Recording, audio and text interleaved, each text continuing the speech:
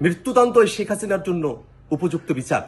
কেবলমাত্র এই মৃত্যুদণ্ডের রায় কার্যকর করার মধ্য দিয়ে শেখ হাসিনার গণহত্যা এবং মানবতা বিরোধী অপরাধের ন্যায় বিচার করা সম্ভব হবে।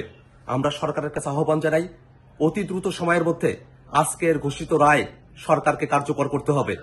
এবং ভারত সরকারের কাছে আমরা আহ্বান জানাই যে খুনি শেখ হাসিনা বাংলাদেশের মানুষের উপরে গণহত্যা চালিয়েছে, মানবতা বিরোধী অপরাধ করেছে, তাকে ভারতে আশ্রয় না দিয়ে বাংলাদেশের বিচার ব্যবস্থার কাছে তারা সুপর্দ করবে।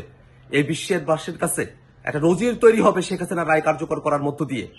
শেখ হাসিনা শুধুমাত্র উস্কানিমূলক বক্তব্য দেয় নাই, আজকের বিচারের মধ্য দিয়ে প্রমাণিত হয়েছে শেখ হাসিনা মানুষকে গুলি করে হত্যা করেছে, লেথাল ওয়েপন ব্যবহার করেছে, গোটা বাহিনীকে মানুষের বিরুদ্ধে খুন করতে কাজে লাগিয়েছে এবং মানুষকে সে পুড়িয়ে হত্যা করেছে।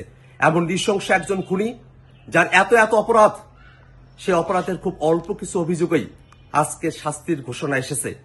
তার বাকি যত অপরাধ আছে সবগুলো অপরাধেরও বিচার হবে এবং এই গণহত্যাকারীরা তাদের শাস্তি কার্যকর করার মধ্য দিয়ে পৃথিবীর ইতিহাসে একটি নজির তৈরি হবে, যাতে করে আর কোনো শাসক, আর কোনো গোষ্ঠী তারা যেন গণহত্যাকারী হয়ে উঠতে না পারে, মানবতা বিরোধী হয়ে উঠতে না পারে।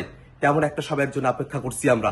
শুধুমাত্র রায় ঘোষণা করার মধ্য দিয়ে নয়, রায় কার্যকর করার মধ্য দিয়েই শহীদদের আত্মা শান্তি পাবে। আমরা অপেক্ষা করছি, সরকারের কাছে আহ্বান রাখছি, অতি দ্রুত সময়ের মধ্যে শেখ হাসিনার এই মৃত্যুদণ্ডের রায় সরকার কার্যকর করবে।